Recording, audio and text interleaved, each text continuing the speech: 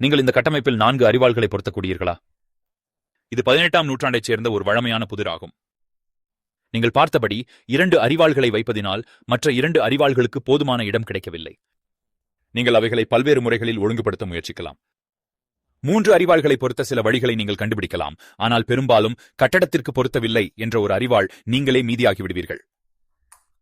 ஏனெனில் இப்படியான புதிர்களை தீர்க்கும் போது நாம் இடத்தை அதிகமாக சேமிக்க கட்டமைப்பின் ஓரங்களை பொருத்துவதற்காக துண்டுகளை ஒழுங்குபடுத்துகிறோம்.